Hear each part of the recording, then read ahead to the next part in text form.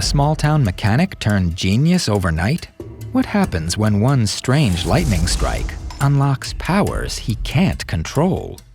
Meet George Malley, portrayed by the great John Travolta, a kind-hearted auto repairman in a quiet town. It's his birthday, and his buddy Nate gives him solar panels to renovate his home. At his repair shop, employees Tito and Banez help George learn Spanish with no good fortune. Then, Lace pulls in with her truck. George helps her with some chairs she's selling and invites her to his birthday party, but she says no. So, hey, you think you could come to the party? No, I don't like to leave my kid. Later, they run into George's friend, Doc, who shares a birthday message. George asks Lace again to join the party, but she turns him down. That night, the town throws George a big birthday bash. Nate, Doc, and everyone's there, having a blast. Doc gifts George a chessboard, and they start a game.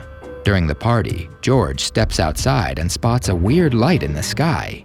It gets brighter, then, bam! It knocked him out cold.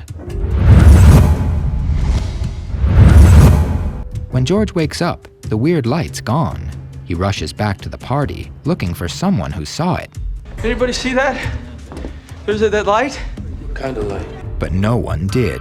They all think he's just acting odd. But when George beats Doc at chess, everyone's freaked out. At home later, George can't sleep. His mind's racing, and then he gets this idea. So he calls Nate, who pretty much hangs up on him. The next day, a guy comes into the shop. He's short on cash, so George gets creative and lets him take the car anyway, leaving his employees totally impressed. And then, out of nowhere, George starts speaking fluent Spanish, just like that. And while he's fixing the car, he starts moving stuff with his mind. It's telekinesis. Later, George sees Lace's kids, Al and Glory, alone in a truck. Lace shows up, ready to head to San Francisco, and teases George about his UFO story. At the local bar, George beats Doc at chess again and tries explaining his new smarts. With a hint of worry in his voice, Doc told him it might be a good idea to get checked out.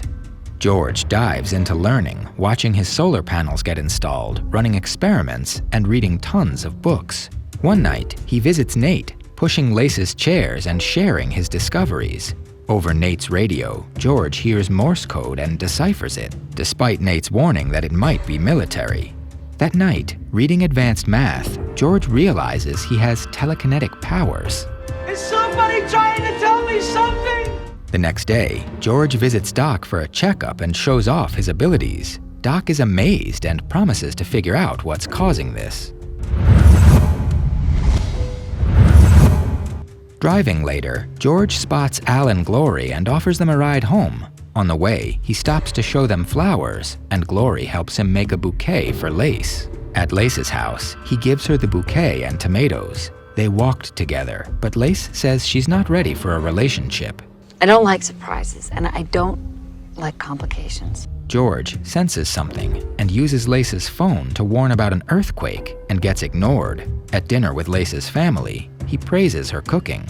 After an awkward goodbye between the two, the earthquake hits, proving George right. Lace storms to George's house, demanding answers. She spots her chairs inside, calls him a liar, and leaves his house, angry. The next day, George shows Nate he cracked the military code and has Nate send a message. George reveals his telekinetic powers, leaving Nate stunned.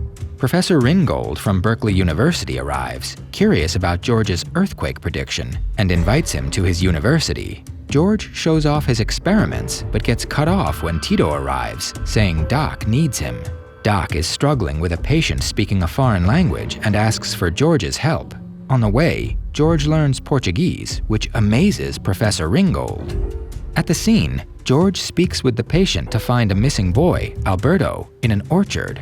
George uses his powers to locate Alberto, and then collapses. Professor Ringgold, in awe, sets up a university visit. At the bar, townsfolk pester George about his abilities, making him uncomfortable. He leaves to see Lace, apologizing for lying about the chairs. He invites her to the university, and she agrees.